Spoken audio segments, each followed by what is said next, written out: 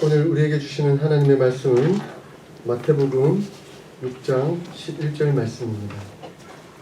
마태복음 6장 11절 말씀, 우리 다 같이 한 목소리로 읽겠습니다.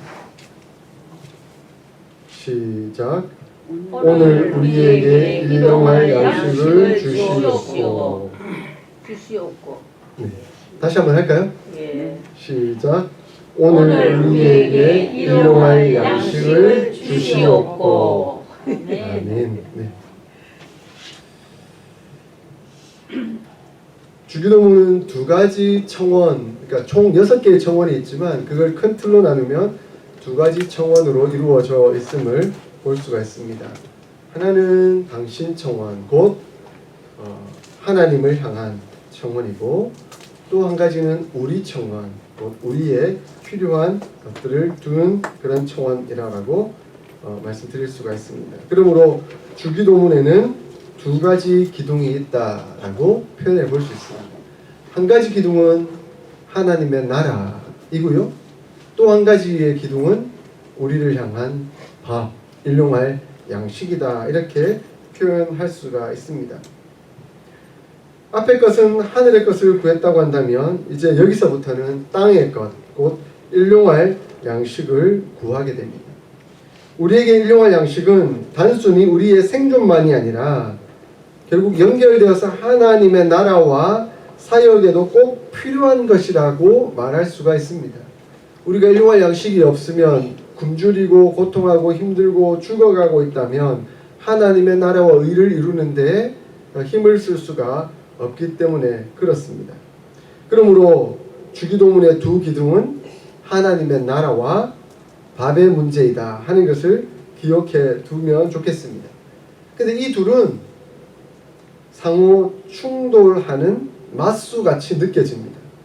밥을 너무나 구하고 있으면 하나님의 나라를 잊혀버리는 것 같고, 하나님의 나라만을 구하면 마치 밥이 우리에게 주어지지 않는 것처럼 여겨지기도 합니다. 그러나 성경을 잘 읽어보면 이것은 단짝임을 알 수가 있습니다. 예수님은 우리에게 하나님의 나라를 구하라고 하시면서 절대 일용할 양식을 제공하지 않으시는 모습이 아니셨잖아요. 그렇죠? 그러니까 우리 예수님은 하나님의 나라를 구하도록 하시면서 또한 우리에게 일용할 양식을 베푸시는 은혜를 베풀어 주고 계십니다.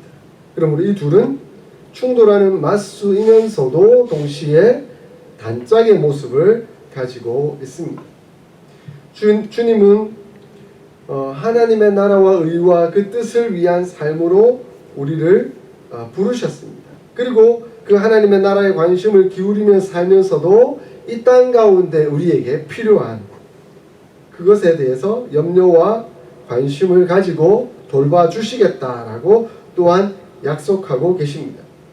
우리가 하나님 나라에 우선적으로 관심을 두고 은혜를 사모하며 살아갈 때에 하나님도 이 땅에서 최우선적으로 우리에게 관심과 염려를 해결해 주시겠다라고 말씀해 주고 있는 것이죠. 그래서 6장 말미에 너무나 잘 아시는 너희는 먼저 그의 나라와 의를 구하라, 그리하면 이 모든 것을 너희에게 베푸시겠다라고 우리 예수님은 약속하고 있는 것이죠. 하나님의 나라와 아버지의 뜻은 이 땅의 현실과 거리가 먼 뜬구름을 잡는 이야기가 아니라는 것입니다.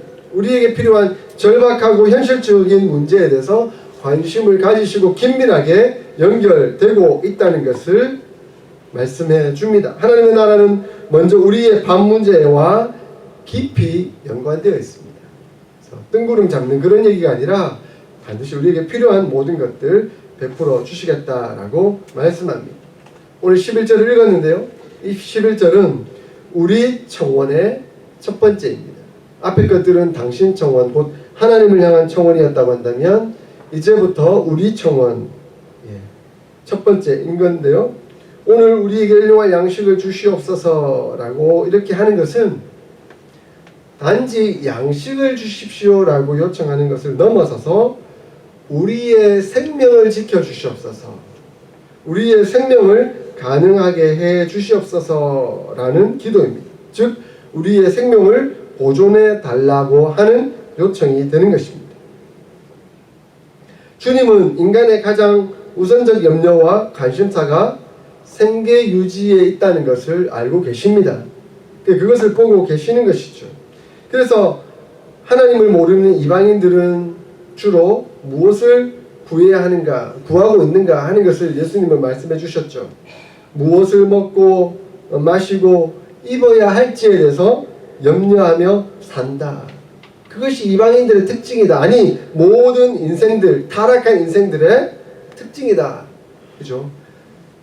사실 우리도 예수님 믿기 전에 가장 우선적으로 염려하고 있는 것이 뭡니까? 무엇을 먹을까, 마실까, 입을까. 그러니까 타락한 인생의 특징은 늘 염려에 쌓여 있는 거죠. 염려하며 어떻게 살아야 하나, 내일은 어떻게 살아야 하나, 오늘은 어떻게든 그럭저럭 살아가는데, 그러니까 우리는 열심히 일해서 돈을 모아야 한다. 미래를 준비해야 된다. 안 그러면 불안하기 때문에, 염려하기 때문에. 이것이 우리 인생의 특성이죠. 근데 그 불안의 근원은 결국은 하나님을 신뢰하지 못하는 불신앙 가운데 나오는 것입니다. 미래를 위해서 저축을 많이 하는 것 나쁘지 않은 거죠. 그 자체가, 저축하는 것 그 자체가 나쁘라고 말할 수가 없습니다. 그러나 저축이 쌓이는 만큼 하나님을 덜 의지하게 된다면 그것은 문제가 되는 것이죠. 하나님을 신뢰하지 못하고 내 통장 보면서 흐뭇해하면서 이제 나는 좀 안심해도 돼 이렇게 생각하고 있다고 한다면 그것은 하나님 앞에서의 불신앙인 것이죠. 우리의 인생은 아침 안개와 같고 들의 풀과 같습니다. 하루 아침에 피었다 저녁에 지고 마는 꽃과 같은 것이 우리의 인생의 모습인 것이죠. 우리는 언제 죽을지 아무도 모릅니다. 그러므로 사실 노후 대비를 하는 것 필요하죠. 그러나 그것이 중요하긴 하지만 하나님의 나라를 대비하는 것이 더 중요하고 더 시급하다라고 말씀드릴 수가 있습니다. 출애굽기 16장에 보면 여호와께서 모세에게 이르시되 내가 너희를 위하여 하늘에서 양식을 비같이 내리리니 백성이 나가서 일용할 것을 날마다 거둘 것이라. 그러나 이같이 하여 그들이 나의 율법을 준행하나 아니하나 내가 시험하리라 라고 말씀하고 있습니다. 하나님은 출애굽하는 이 이스라엘 백성들에게 일용할 양식을 날마다 베풀어 주셨습니다. 근데 그 양식을 받아 누리면서 그들에게 하나님은 시험하고 계신다라고 말씀합니다. 이 양식을 먹고 마시면서 하루하루 살면서 하나님께서 우리에게 주신 율법이 있고 그 율법에 내가 준행하며 순응하고 순종하며 진실한 은혜 가운데 살아가야 하는데 날마다 베풀어 주신 그 양식은 먹고 그리고 배부르면서 또 더 많은 것을 하려고 하지만 하나님의 말씀을 준행하지 않고 율법을 순종하지 않는다고 한다면 그것은 하나님의 테스트에 통과하지 못하는 과정이다. 그렇게 말씀하고 있다는 것입니다. 사람들이 욕심을 많이 두어서 많이 거두기도 하지만 하루 먹기에 적합한 것은 한 오멜입니다. 그러니까 그 한 오멜을 가져다가 하나님 앞에 감사하고 기뻐하고 순종하며 신실한 은혜의 삶을 살아가는 것, 그것이 하나님의 뜻인데 그것을 많이 남겨놓아서 미래에 저축하겠다라고 생각하는 그것은 결국 욕심이 되고 만다는 것입니다. 불안은 욕심을 낳습니다. 하나님을 신뢰하지 못하는 사람은 불안해하고 결국 욕심을 따르며 살아갈 수밖에 없다라고 말씀합니다. 이 만나를 너무 많이 거두면 어떻게 되죠? 그 나머지는 다 썩게 되고 벌레가 생기고 구더기가 가득하게 되죠. 자기 집에 이 만나 많이 갖다 놨는데 그 다음날 다 쓰레기가 돼.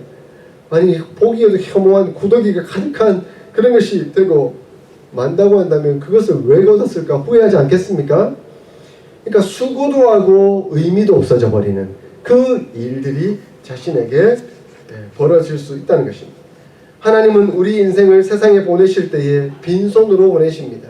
그리고 오라고 하실 때도 빈손으로 오라고 하십니다.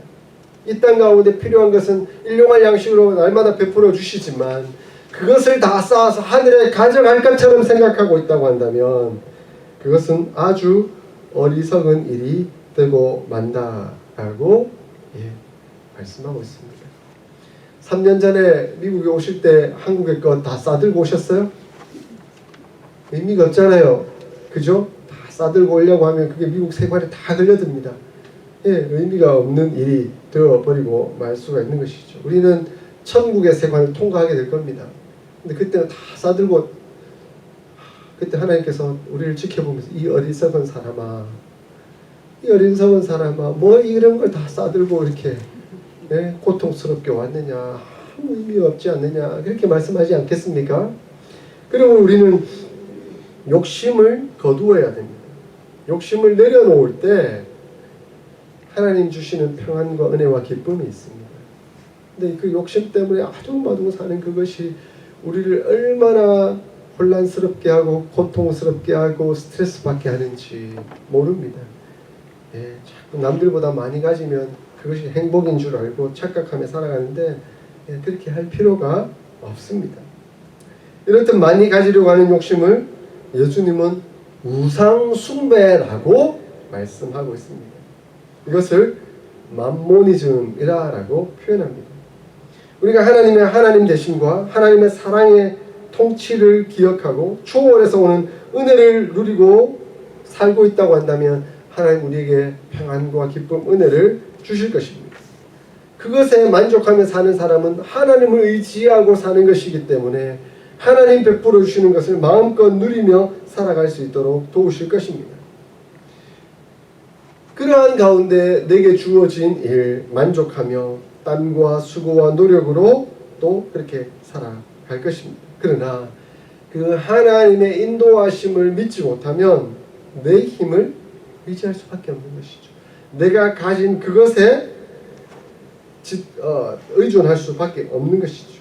그러니까 하나님은 온전하시지만 하나님은 늘 견고하시지만 나는 불완전하잖아요. 그리고 내가 가진 것은 언제 사라질지 모르니까 늘 불완전하잖아요. 그러니까 불안에 빠져들게 되는 것이죠. 그러다 보니 더 많이 가져야 하고 더 많이 모아두어야 한다라고 생각합니다. 그것이 곧 물질의 우상화가 되는 것입니다. 결국 우상에 빠져들게 되는 것이죠. 맘모니즘의 가치관에 빠져들게 됩니다. 돈은 가치 중립적인 구매 수단 정도로 이해할 수 있지만 그러나 이 돈에는 엄청난 힘이 도사리고 있습니다. 사탄이 그 돈의 힘을 이용하는 것이죠. 이 돈은 실제로 신적으로 군림하기도 합니다. 얼마나 힘이 센지 마치 하나님과 경쟁자가 되고 있는 듯이 보여지기도 합니다. 마태복음 6장 21절에 한 사람이 두 주인을 섬기지 못하리니 혹 이를 미워하고 저를 사랑하거나 혹 이를 중히 여기고 저를 경히 여김이라. 너희가 하나님과 재물을 겸하여 섬기지 못하느니라 라고 말씀합니다. 이렇듯 재물은, 재산은, 돈은 하나님 위치에까지 올라가 있습니다. 하나님과 돈 둘 중에 하나를 선택해야 되는 그 상황 가운데 있다라고 말씀합니다. 그 앞 구절 마태복음 6장 21절에 내 보물이 있는 그곳에는 내 마음도 있느니라 라고 말씀합니다. 결국 하나님께 마음을 두지 아니하면 돈의 마음을 다 빼앗겨 버리는 것이죠. 돈의 마음을 다 빼앗겨 버린 사람은 하나님을 믿는다고 말하고 교회에 나오고는 있지만 아니에요. 하나님께 마음을 두고 있는 게 아니에요. 하나님도 이용하고 있는 거죠. 하나님 제가 돈 더 많이 벌 수 있도록 도와주세요 라고 그렇게 기도하면서 오히려 하나님을 이용하고 있는 것이지 하나님께 마음을 두고 있는 것이 아닌 것입니다. 일용할 양식을 열심히 구해서 물질적 축복을 받았다면 더 열심히 하나님의 나라를 구해야 할 텐데 그 돈을 사용해서 하나님 나라를 구하고 있느냐? 아닌 거죠. 돈 더 많이 벌었으면 돈 더 많이 벌 수 있도록 그렇게 기도하는 거예요. 여러분 11조 많이 할 수 있도록 기도하는 것 축복이죠. 그런데 사실은 11조 많이 할 수 있도록 기도하면 11조가 아니라 10의 2조, 10의 3조, 10의 4조, 10의 5조를 드릴 수 있는 마음이 있어야 되는 거죠. 거기에 욕심이 도사리고 있어요. 지금 100만 원을 헌금하고 있어요. 11조로. 근데 하나님 제가 1000만 원 11조 헌금하게 해주세요. 그럼 한 달에 얼마를 번다는 거예요? 네? 지금 1000만 원 벌고 있는데 1000만 원 벌어도 우리 가족 먹고 살기에 아무 문제가 없어요. 900만 원이면 한 달이면. 근데 1000만 원 11조 한다는 것은 한 달에 1억을 벌게 해달라는 얘기인데 그럼 1억 벌어서 뭐 하게요? 남한테 자랑하려고요? 스포츠카 타고 다니려고요? 요트도 사가지고 뭐 바다에 막 누비고 다니려고요? 그게 하나님 뜻일까요? 예. 1억을 벌게 되면 한 6천만 원쯤 하나님께 헌금하면 좋을 것 같아요. 4천만 원이면 충분히 사니까. 그죠? 아멘 하셔야 되는데. 네. 그래서 하나님 우리한테 그렇게 한 달에 1억씩 주시는지도 모르겠습니다. 그래서 한국에 제가 실제로 어느 장로님 간증을 들었는데 그분이 하나님 앞에 계획을 세우는데 젊을 때는 뭐 월급이 그 회계사시니까 나중에 자기 회계사를 차리고 엄청나게 돈을 버는데 하나님 제가 지금은 이 정도 금액을 벌어서 11조를 드리고 있지만 제가 나중에 자녀들을 키우고 어느 정도 더 벌게 되면 하나님 제가 10의 3조, 10의 5조를 드릴 수 있도록 축복하여 주시고 은혜로 인도해 주십시오. 제게 정해져 있는 생활비가 이만큼이니까 이만큼 생활비 이상을 버는 것이라고 한다면 모두 다 하나님께 드리겠습니다. 그렇게 결단하고 다 하나님 앞에 드리는 거죠. 그런 사람은 1억을 벌어도 뭐 한 달에 내가 1000만 원이면 충분히 산다 그러면 9천만 원을 하나님 앞에 헌금을 드리는 거예요. 하나님 그런 사람들을 사용하셔서 하나님의 나라와 하나님의 일들을 이루시는 거죠. 그래서 11조를 뭐 하나님 앞에 드리는 것 감사한 일이죠. 그러나 그 이상을 벌면 하나님 그 이상을 제가 드릴 수 있습니다 라고 고백하며 나아가는 것 우리에게 필요한 것이죠. 그래서 사도행전을 보면 사실은 11조의 개념이 나타나진 않아요. 그죠? 근데 뭐 어떤 사람들이 그렇게 항의하기도 하더라고요. 신학적으로. 아니 구약에 11조가 나오는데 신약에는 11조 드렸다는 얘기가 안 나오는데요. 근데 신약에 보니까 전 재산을 다 드리던데요. 뭐 이렇게 이제 얘기를 하는 거죠. 다 하나님 앞에 드려서 나누는 그 삶의 은혜의 삶을 살아가는 것이죠.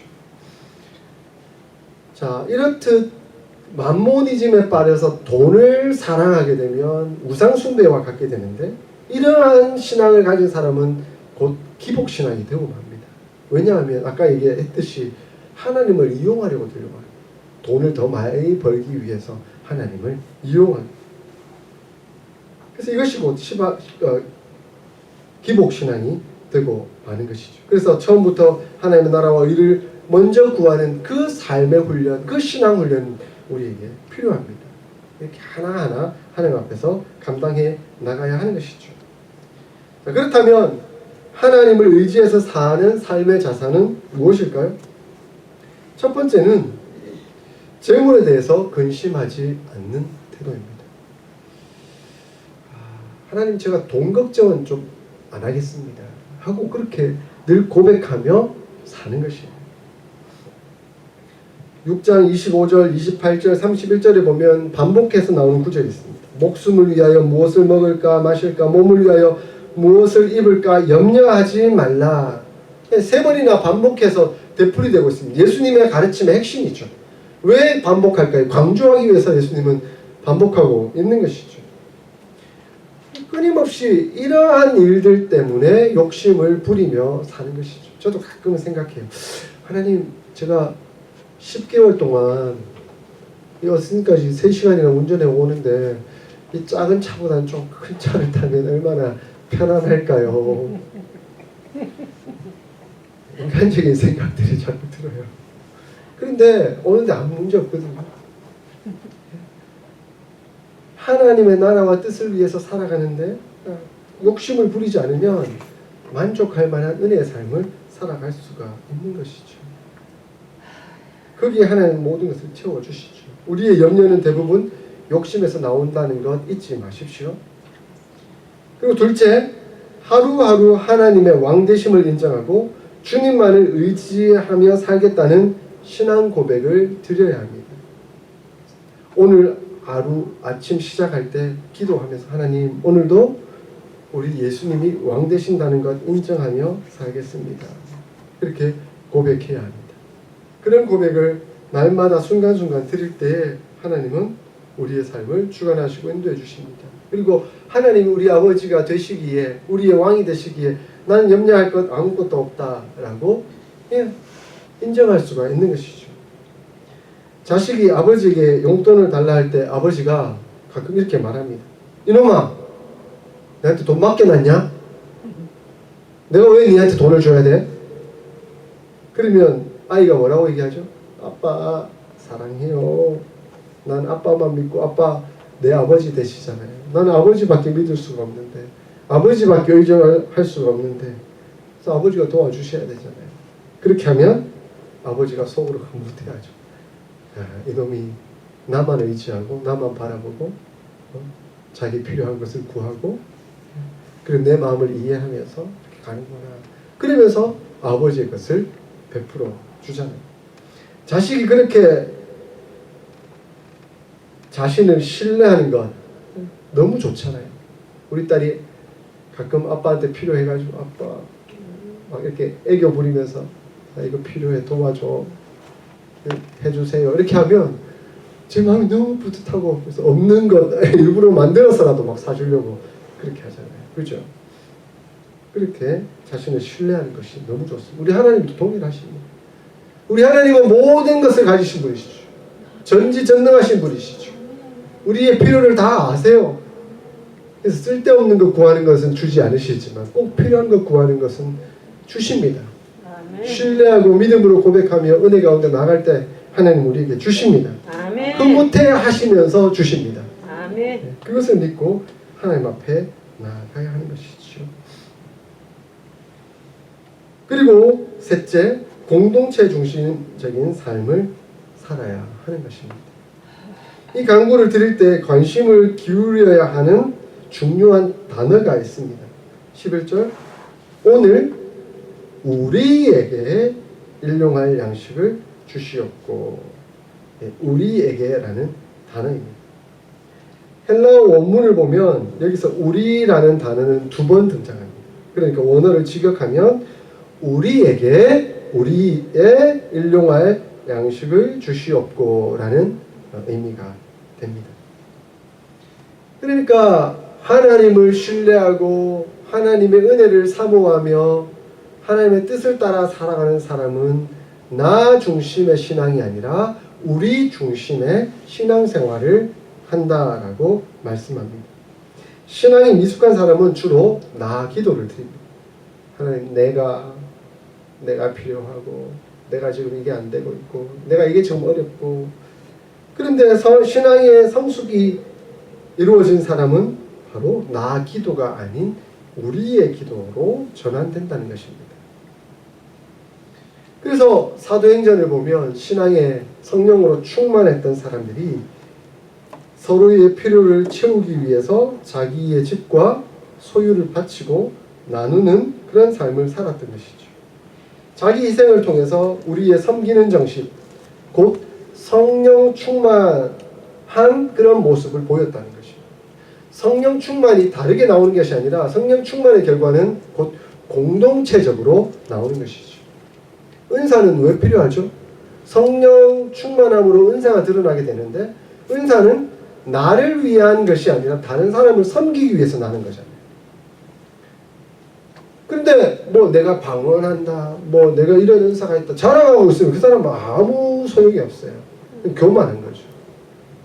성령의 은사는 교회를 세우고 다른 사람을 섬기기 위해서 주어진 거죠. 그래서 성령 충만하면 교회적이 되고 공동체적이 되는 것입니다. 성령 충만은 자기를 희생하고 우리를 섬기는 결과로 나타나게 되는 것이죠. 그래서 우리의 일용할 양식을 주시옵소서라고 하는 이 기도는 자신을 위해서는 생존에 위한 어떤 최소한의 분량을 구하는 기도이지만 공동체를 위해서는 최대한 우리에게 필요한 것 다 채워주시옵소서라고 하는 그런 기도가 되는 것입니다. 그래서 하나님 저에게는 일용할 양식을 주셨지만 우리 공동체, 우리 어스틴 사랑의 교회를 위해서는 하나님 더 많은 것, 더 풍성한 것 채워주시옵소서라고 그렇게 기도할 수가 있는 것입니다. 우리가 이렇게 살아간다는 것은 곧 예수님을 구하는 것이다 라고 말씀드릴 수 있습니다. 주님은 하나님의 뜻을 행하는 것이 자신의 진정한 양식이라고 표현하고 계십니다.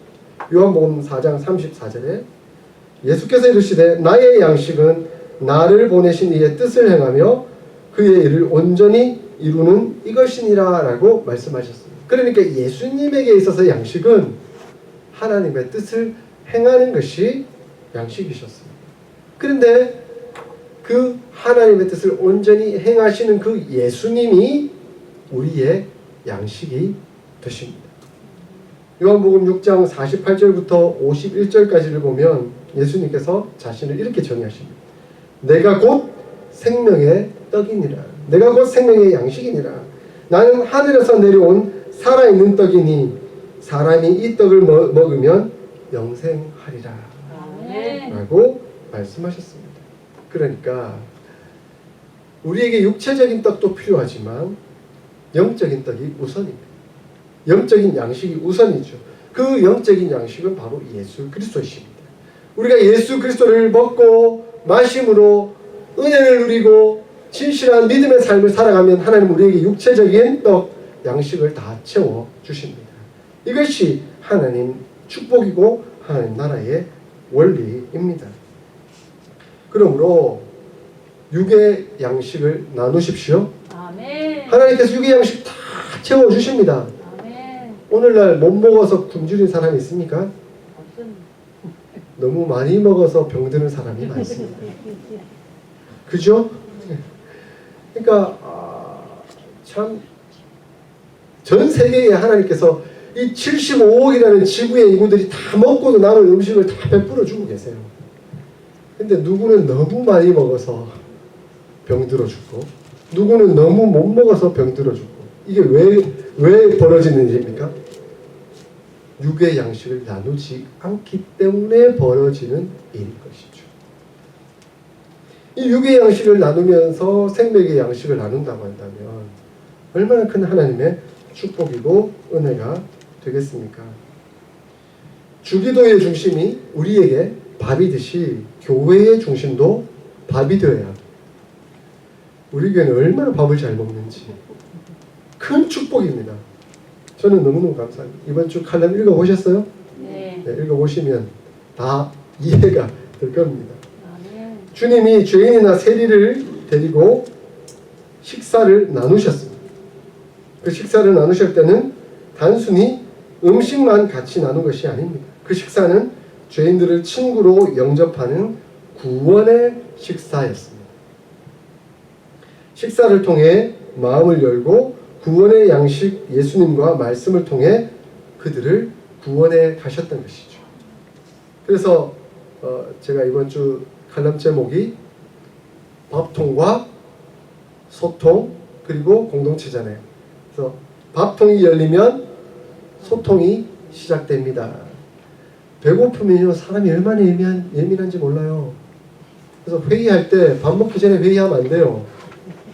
짜증내고 막 화내고 될 일도 막 안 된다 그러고 막 못해 뭐 이렇게 하는데 먹여야 돼요.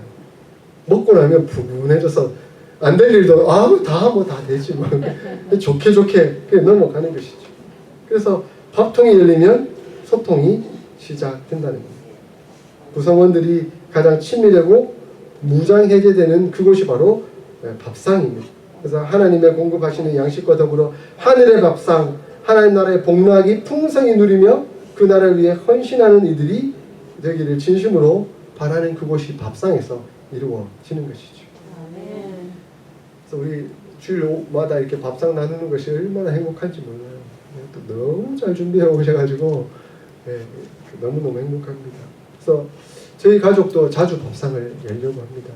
저는 아직 계획에 있지만 금요일 그리고 주일 저녁은 밥상 공동체를 열어서 함께 먹고 나누고 또 하나님 말씀도 나누고, 그래서 우리 교회 청년들도 오고 하면 그 청년들 잘 먹이는데 밥만 먹이는 것이 아니라 생명의 양식 하나님의 말씀도 먹이면서 신앙도 잘하고 육체적으로도 건강할 수 있도록 이렇게 세워 나가려고 합니다. 하나님께서 그 길을 열어주시는 것 같아요. 지난주 수요일 벌써 한 청년 가족을 모시고 식사에 나눔 가지면서 얼마나 즐겁고 기쁘고 감사한 시간을 가졌는지 모릅니다. 하나님 아버지가 우리에게 있어서 모든 것을 아시고 더 하신다는 것을 신뢰하는 사람에게 하나님 더 많은 것 채워주시고 역사해 주십니다. 아버지를 신뢰하는 사람만이 그 신뢰함을 가지고 이렇게 기도할 수 있는 것이 우리에게 일용할 양식을 주시옵고, 우리는 누가복음 12장의 말씀을 기억해야 할 것입니다. 마음에 새겨야 할 것입니다. 어느 사람이 밭이 많아요. 그 밭에 소출이 풍성합니다. 소출이 너무 많다 보니까 이 곡간에 다 넣어도 모자라네. 곡간을 헐고 더 크게 지어서 내 모든 곡식과 물건을 거기에 쌓아두겠다라고 이야기합니다. 그 사람은 나름대로 미래를 준비하고 또 그 창고를 자랑하고 있는지도 모르겠습니다. 그런데 그 사람은 영혼의 관점에서 생각하지 못하는 것이죠. 육체가 잘 되면 영혼도 잘 된다고 생각하고 있는지도 모르겠습니다. 그래서 내 영혼아 여러 해 쓸 물건이 많이 쌓아뒀으니 평안히 쉬고 먹고 마시고 즐거워하자. 자, 이렇게 얘기합니다. 그런데 하나님은 다르게 말씀하십니다. 어리석은 자여, 어리석은 자여, 오늘 밤에 내 영혼을 도로 찾으리니 그러면 내 준비한 그것이 누구의 것이 되겠느냐? 네 것이라고 생각하느냐? 아니다. 자기를 위하여 재물을 쌓아두고 하나님께 대하여 부요하지 못한 자가 이와 같으니라 라고 말씀합니다. 자기 스스로는 부요한지 모르겠어요. 그러나 하나님께 부요한 자가 아닙니다. 어리석은 자가 되고 마는 것이죠. 이 땅에서 많이 거두려고 해봐야 소용없는 일이다. 그것이 생명을 가져다 주지는 않는다라고 말씀합니다. 이 세상 것을 가지려는 마음보다는 하나님께 대하여 부요한 자가 되어야 한다. 하나님께 대하여 부요한 자가 바로 참된 만족과 안식과 평안을 누리는 자이다라고 말씀합니다. 그러니까 하나님께 대하여 부요한 자는 이 땅 가운데 주어진 것을 나누는 자들이죠. 그렇게 나누면 하나님 다 채워주세요. 저희가 그것을 경험하고 있거든요. 하나님께서 유학생 신분에 식탁의 교제를 마음껏 한다는 거 쉬운 일이 아니잖아요.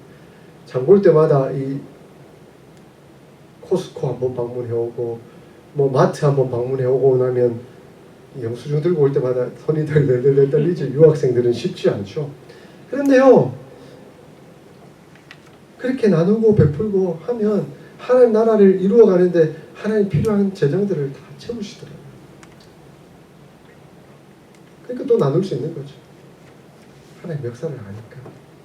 근데 내가 다 뭉치고 있다고 해결되는 거 아무것도 없다는 거 깨닫습니다.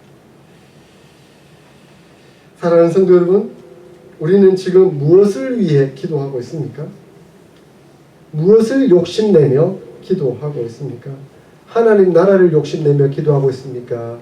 아니면 내 것을 욕심내며 기도하고 있습니까? 우리는 하늘의 양식을 구하는 성도입니다. 할렐루야. 아멘. 우리는 하늘의 양식을 구하는 성도입니다. 하늘의 양식을 구하는 성도에게 하나님은 이 땅에 일용할 양식도 허락해 주십니다. 우리의 기도가 하나님의 영광과 나라와 뜻에 맞춰져 있다고 한다면 하나님은 우리의 삶을 살펴주실 것입니다. 우리에게 일용할 양식을 베풀어 주실 것입니다. 오늘 우리에게 주시는 양식에 감사하고 최선을 다하며 살아갈 때에 하나님은 우리에게 참된 만족과 안식과 평안을 주실 것입니다.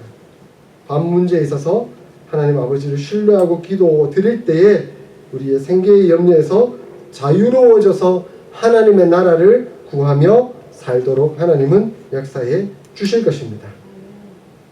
사람에 대하여 양식을 나누며 하나님께 대하여 부요한 자가 되어 하나님의 나라를 아름답게 이루어가며 뜻을 이루며 영광 돌려드리는 우리 어스틴 사랑의 교회 모든 성도들 다 될 수 있기를 주의 이름으로 축원드립니다. 아멘. 아멘.